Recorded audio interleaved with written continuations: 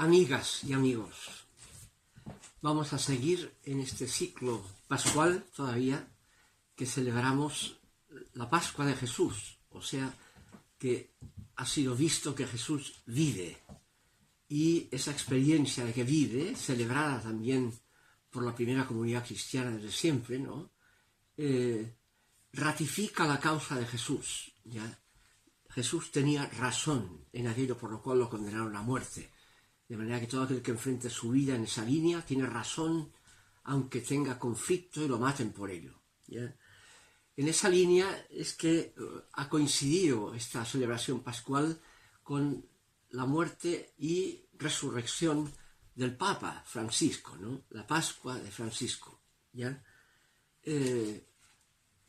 Querría ahora aprovechar esa situación para reflexionar sobre el legado que nos ha dejado esta Pascua del Papa Francisco, ¿no?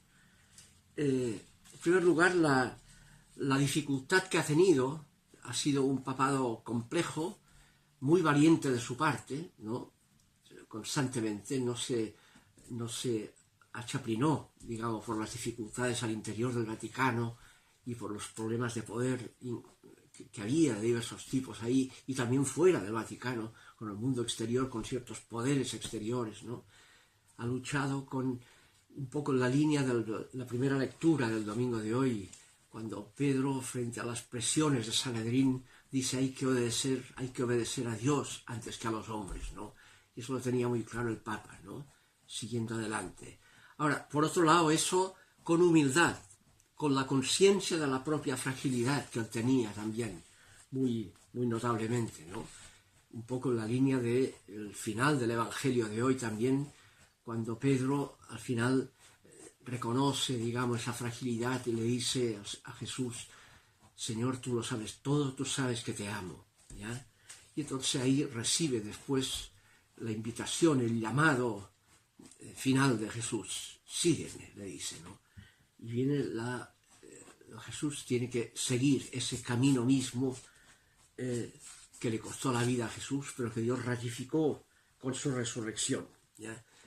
Y ahí está, yo me doy cuenta que el Papa, este legado que nos ha dado, está desde el comienzo de su pontificado, ¿no? El mismo año 2013, cuando empezó, en marzo el papado, a final de año sacó la primera gran carta, exhortación pastoral, conocida como la Evangelii Gaudium, el gozo del Evangelio, ¿no?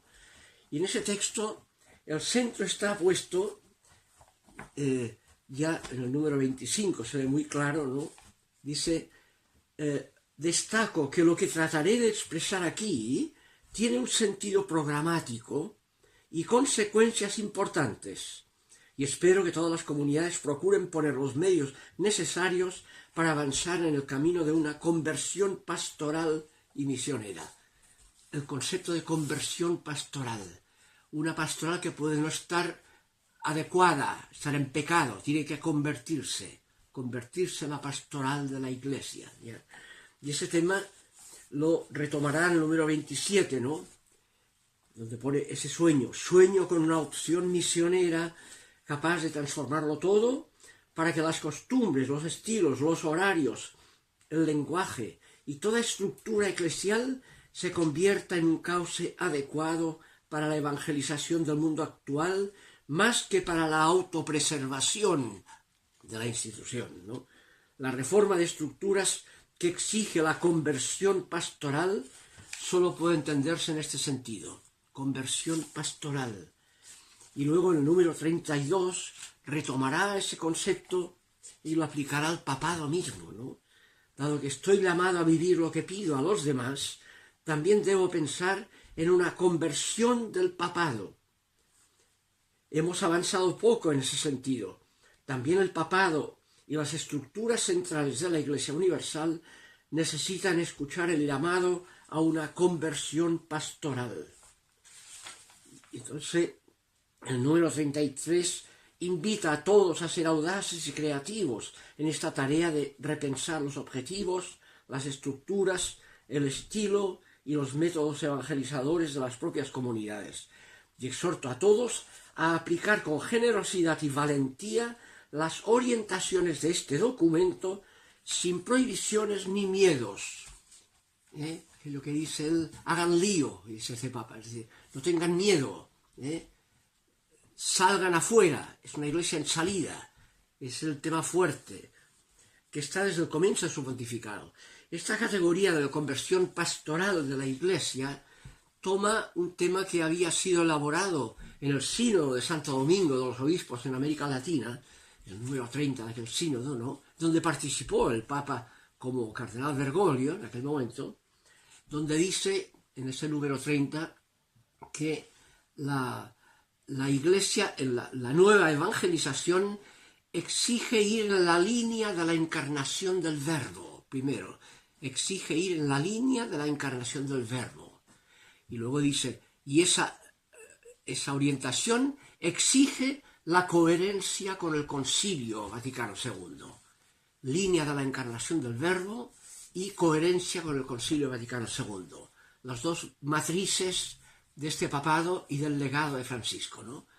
En primer lugar, la línea de la encarnación del Verbo es la línea de la kenosis, del autovaciamiento, Filipenses 2, ¿no?, en que el Verbo de Dios se autovació de su dignidad y se hizo hombre, y hombre en situación de esclavo, y murió como un esclavo. Y en eso hemos reconocido que es el Señor. En ese autovaciamiento se revela que Dios es misericordia, no es poder. Ahí se revela lo que Dios es, ¿ya? Y por tanto es por fidelidad a la revelación auténtica de lo que Dios es en el crucificado Jesús de Nazaret, que la iglesia tiene que ser en salida hacia la periferia, no puede estar vinculada al centro. Eso marca ya todo lo que nos dejó este Papa en sus actitudes personales, ¿no?, desde el comienzo, ¿no?, cuando se instala ya en Santa Marta, no quiere ocupar los palacios vaticanos, sino Santa Marta, un lugar donde también el clero se junta, ¿no?, ahí, en contraste con las peleas que a veces salen en los medios de comunicación de cardenales que se pelean por a ver quién tiene los palacios del Vaticano más grandes, de departamentos de 400 metros cuadrados, peleas absolutamente incoherentes y contrarias al Evangelio. ¿Ya? Que no tiene nada. El Papa renuncia a eso hasta el final, ¿ya?, y da una pista importante a futuro, a ver si el papado aprenderá a asumir esas perspectivas y evitar, digamos, volver a la dimensión principesca, que este papado tiene como legado el superarlo.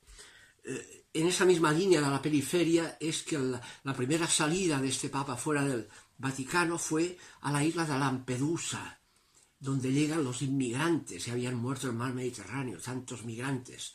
La opción por los migrantes, el apoyo por los migrantes, en un contexto político tan antimigrante, con un poder que quieren autoseguridades, en lugar de solidaridad con los que lo necesitan. Él va a Lampedusa, ¿ya? Visitó Mongolia, periferia total para lo que es Occidente, Mongolia, Indonesia, hasta Java, esos viajes increíbles, ¿no? Cada día llamaba por teléfono a Gaza para ver cómo está la situación en Gaza, preocupación diaria por los sufrientes gazatíes, ¿no? Es bien notable, el día 15 de diciembre, el Papa fue a una isla de Francia, que es Córcega, periférica totalmente, y ahí fue a celebrar una misa y a estar con ellos, en lugar de ir el domingo anterior a celebrar la reinauguración de la Catedral de Notre Dame de París. No fue el Papa allá, eligió la periferia de Córcega en Francia, pero no fue a la exhibición de poder que hubo también vinculada a la restauración de es todo un significado de la opción clarísima, heroica por la periferia, que quede muy claro el autovaciamiento, la línea de la encarnación del Verbo. Se autovació de su dignidad. Y por eso el Evangelio de Juan, al comienzo del Evangelio, aludiendo a esa kenosis de Filipenses 2, el autovaciamiento, dirá que el Verbo de Dios se hizo carne y puso su tienda, eskenos en medio nuestro. Se instaló con los beduinos, como los beduinos del desierto, puso su tienda, no vino de turista, sino que se instaló en la periferia, y es un nazareno crucificado. Esa es la línea de la encarnación del Verbo, a la cual tiene que convertirse la pastoral de la Iglesia. Esos son los gestos del Papa.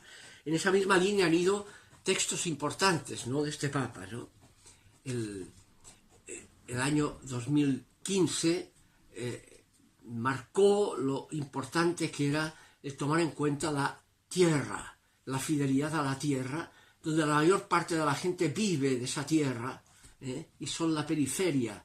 La mayor parte de la gente son los pobres que viven en esta tierra, y que son sometidos, digamos, a toda la presión atmosférica por culpa de los industriales en función de un 1% del planeta, ¿no? La mayor parte son víctimas de ese abuso de poder de la industrialización, ¿ya? Y por tanto hizo una encíclica Laudato Si, con la imagen de San Francisco de Asís detrás, en esa línea de solidaridad con la tierra y evitar, digamos, todo lo que contamina, ¿ya? Y luego el 2020 elaboró ese tema notable desde febrero con respecto al pulmón principal que tiene la tierra para su respiración, que es el pulmón amazónico. La exhortación apostólica, querida Amazonia, ese era el título, ¿no? Y hay todo un apoyo que después llamó al Vaticano a celebrar un rito de Pachamama en el mismo Vaticano con la gente del Amazonas, con un acogimiento increíble de la periferia, ¿ya? Todo eso es el legado de este Papa, que algunos lo entienden al revés, lo entienden como una especie de paganización, y no es paganización, es diálogo con la periferia realmente, con la gente de la periferia, ¿ya? Con la mayor parte del planeta, que es la gente pobre, periférica, como los de Mongolia, como los de Amazonia, etc., ¿no? Y finalmente será la encíclica de final del 2020, Fratelli Tutti, también iniciándolo con una alusión a Francisco de Asís, ¿no?, y a San Carlos de Foucault, ¿no? Esa fraternidad universal, ¿ya? Esa necesidad de superar la competencia por la solidaridad, ¿ya? Bien, ese es el tema de la fidelidad a la kenosis divina, en la línea de la encarnación del Verbo, la conversión pastoral en la línea de la conversión la línea del autovaciamiento divino, ¿no? Filipenses 2, ¿no? Y la otra línea es la línea de coherencia con el Concilio Vaticano II. Y ahí el Papa ha sido muy claro en que el concilio constituye el magisterio supremo de la Iglesia vigente, o sea, el magisterio que para la conducción tiene la mayor garantía de asistencia del Espíritu. Ser incoherente con el Concilio Vaticano II es no ser coherente, no ser fiel al Espíritu de Dios en su instancia de conducción más asegurada, como es el magisterio supremo, ¿ya? Y por tanto, toda tendencia a ir antes del concilio, a no reconocer el concilio, es una tendencia contra la fidelidad al Espíritu, que está principalmente garantizado en la conducción del magisterio supremo, que es y sigue siendo el Concilio Vaticano II. Ahí está, y se entiende, la insistencia que ha tenido este Papa para mantener fielmente la liturgia, de manera que el pueblo participe en ella, en su propio idioma, no volver a liturgias clericales previas en latín, porque primero el pueblo tiene que participar, primero la Iglesia es pueblo de Dios, tiene que participar en su propio idioma, ¿ya? Y por tanto, lo que hace el cardenal Sara africano, digamos, de buscar la fidelidad a la tradición anterior, digamos, es no ser coherente con que lo importante es que el pueblo participe. Para ello tiene que estar en su propio idioma, y en África debería ser en su idioma y en tradición cultural africana, aportar lo propio del pueblo africano, no latinizar a los africanos, sino aportar a la tradición latina esa innovación, ese punto de llegada nuevo como es el continente africano y su negritud.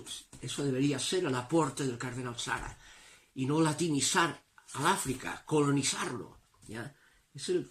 Y por eso el Papa es tan fuerte en eso. No es que le vaya contra la tradición, quiere ser fiel al contenido de la tradición, que es que la palabra de Dios celebrada llegue al pueblo, y para eso tiene que comprenderlo el pueblo en su propio idioma. Lo hizo la Iglesia del siglo IV, cuando ya no se hablaba en griego en Roma, todo había sido en griego y se hablaba en latín. La Iglesia dejó el idioma original, el griego, y encargó a Jerónimo que tradujera todo al latín, y dejó el idioma original, porque era el idioma del pueblo, el latín. Entonces se quedó en latín hasta que llegó un momento que ya no es el latín el idioma del pueblo, tiene que cambiarse, como hizo el siglo IV, dejando el griego. Hay que dejar el latín, hoy por la misma razón que en el siglo IV dejaron el griego, que era el idioma original, porque la palabra es para participarla y comprenderla del pueblo, no para celebrar una cosa que puede ser un museo muy bonito, pero que ya no corresponde a la participación actual. Esa es la importancia del Vaticano II en su primera constitución, Lumen Gentium. Luego está el acento en la segunda constitución, la Dei Verbum, el acento puesto en la palabra, que el pueblo acceda a la palabra, la espiritualidad bíblica, formación en espiritualidad bíblica, y en eso hay un diálogo importante con el mundo evangélico, digamos, que se ha quedado con la palabra, pero a veces se queda con la palabra en forma literal, sin ir a su significado de fondo. Dialoguemos sobre el significado salvífico, transformador de la palabra, ¿no? Y luego hay las dos grandes constituciones más significativas del Vaticano II, a lo cual hay que ser fiel, que es la Lumen Gentium, la Iglesia, que es la Iglesia, y el Vaticano II tiene muy claro que la Iglesia no es una institución de poder clerical primero, no, y por eso el Lumen Gentium, en el primer capítulo, dirá, primero la Iglesia es la Iglesia de Jesucristo. Hay que ver el autovaciamiento de Jesús, que marca su actitud, es el que tiene que tener la Iglesia. No se manda sola, ha de ser fiel al espíritu que animaba a Jesús, por lo cual lo condenaron a muerte, pero que Dios lo resucitó dándole la razón. Eso es lo primero. Pues bien, el segundo capítulo, a partir de esa referencia a Jesús, es la Iglesia de Jesucristo, esa Iglesia es primero un pueblo de Dios. Primero es un pueblo de hermanas y hermanos iguales. Ahí pone toda la teología bautismal en el capítulo segundo. Primero somos todos, es el signo de pertenencia a una comunidad fraterna de iguales, mujeres y hombres por igual, bautizados y bautizadas, ¿no? Es el segundo capítulo. Y relega a tercer capítulo el sacramento del orden. En tercer lugar viene el sacramento del orden, que marca los obispos, ¿no? Y el clero, ¿no? Que es un sacramento de servicio, al servicio del pueblo de Dios. Es un sacramento de servicio, no de poder.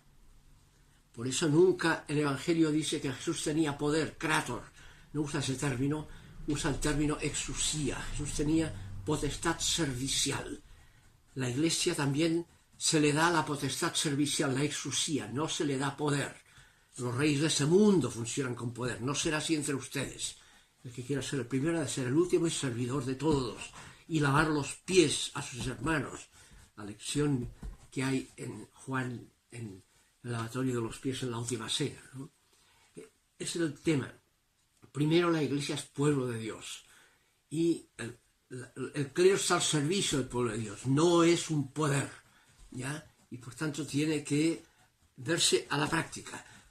Y este Papa ha sido en su legado muy fuerte esa lectura tan anticlerical que tiene, critica como lo peor que le puede ocurrir a la Iglesia es el clericalismo, es el poder clerical. Y además el Vaticano le ha hecho mucho daño, todos los escándalos del poder económico de todo tipo del Vaticano le hace un daño enorme a la Iglesia, Eso no tiene nada que ver con la Iglesia de Jesucristo. Eso es una mundanización de la peor calaña. Y eso este Papa ha sido muy, muy fuerte en esa línea. La línea de fidelidad al concilio es que se note que somos primero pueblo de Dios. Eso marcará casi como elemento final antes de morir. Él es la convocatoria del sínodo de la sinodalidad, tan trabajado. El profundizar con más fuerza todavía qué significa que la Iglesia primero es un pueblo de Dios y cómo los sínodos episcopales tienen que asumir, para que sean sínodos de la Iglesia, estos representantes en la conducción tienen que asumir primero, escuchar lo que dice la Iglesia, que es pueblo de Dios. Todo el pueblo de Dios tiene que ser escuchado para que el sínodo episcopal pueda conducir correctamente, porque si no puede conducir muy mal si no escucha, no se manda solo los obispos. ¿Ya? Es una iglesia pueblo de Dios y los obispos tienen que auscultar al pueblo de Dios para poner su misión al servicio de lo que indica ese pueblo de Dios, ¿no? Ese es el tema fuerte que hay ahí, ¿no? Y la otra gran constitución es la constitución Gaudium et Spes, que es lo que marca la Iglesia como abierta, puertas afuera, en salida, en diálogo con el mundo exterior, las periferias, obviamente, y también todo lo que ocurre en el mundo exterior. Hay otras religiones, hay que dialogar con las otras religiones. Eso no es traicionar la fe católica, al contrario, es la catolicidad, la universalidad, la apertura, digamos, a los hermanos y hermanas, hijos de Dios por igual, sean de la religión que sean, ¿ya? Y hay que leer la lectura de la salvación por Jesucristo, tiene que ser leída a la luz de esa vocación universal. Dios tiene una sola voluntad salvífica universal, una sola voluntad salvífica universal, no tiene dos voluntades, doble predestinación. Eso ya fue rechazado en el Concilio de Trento contra la tradición calvinista. Dios tiene una sola voluntad.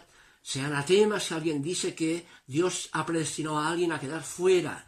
Dios tiene una sola voluntad salvífica universal. Por tanto, hay que dialogar con todo el mundo porque nadie está predestinado a quedar fuera, ¿ya? Por tanto, hay un tema, lo que se llama a veces, hay un cristianismo anónimo que está en las demás religiones también. Hay que dialogar con el espíritu único de Jesús, que es el mismo y único espíritu que está presente en todas las personas de buena voluntad. El texto notable de Gaudium et Spes número 21, ¿no? En que, hablando de la sacramentalidad y los sacramentos, la mediación sacramental para la gracia, ¿no? Que es gratuita, es amor gratuito, ¿no? Y dice, esa mediación sacramental la tienen, la gracia que hay ahí, la tienen todos los hombres de buena voluntad, en cuyo corazón actúa la gracia de una manera invisible. Siempre es invisible la gracia, y lo que significa es, aunque no haya la visibilidad sacramental, hay gracia, siempre que no haya mala voluntad. Donde hay buena voluntad hay siempre gracia. Se cumple la única voluntad salvífica universal, ¿ya? No son los paganos que si no son bautizados se van al infierno, ¿no? Donde hay buena voluntad solo hay salvación, ¿ya? Ese es el tema gordo de Gaudium et Spes 21 y de la postura de la Iglesia. Y eso es fidelidad al Espíritu de Jesús, ¿ya? No es contradecirlo, al contrario. Contradecirlo es el encerrarse en narcisismos propios, dejando afuera al otro, marginando. Donde hay marginación no está el Espíritu de Dios que animaba a Jesús y que acogía a publicanos, a pecadores, a prostitutas, a fariseos también. El único pecado imperdonable sería el pecado contra el Espíritu, contra la buena voluntad. Donde hay buena voluntad, hay que dialogar con la buena voluntad, porque donde hay buena voluntad, y este es el legado de este Papa, el diálogo con toda la gente de buena voluntad, sea del sexo que sea masculino, femenino, o sea homosexual. ¿Quién soy yo para condenarlo?, decía él. Hay que dialogar con todos los hijos de Dios, condicionados de diversas formas, ¿ya? Dios es acogedor, misericordioso, como el padre del hijo pródigo, sin condiciones previas de ningún tipo. Es el gran legado de este Papa, coherente tanto con el espíritu que animaba a Jesús, de autovaciamiento genótico, como con lo que significa el magisterio supremo de la Iglesia en sus principales constituciones, ¿no? Que es un magisterio que lo que estamos enfrentando ahora estos días con el nuevo cónclave hacia la elección del nuevo Papa tendrá que asumir de nuevo este legado de Francisco y llevarlo más en profundidad todavía, en fidelidad tanto al autovaciamiento de la línea de la encarnación del Verbo, como la fidelidad al magisterio supremo de la Iglesia, que es el Concilio Vaticano II. Ojalá todo esto nos ayude un poco para reflexionarlo. Que estén bien.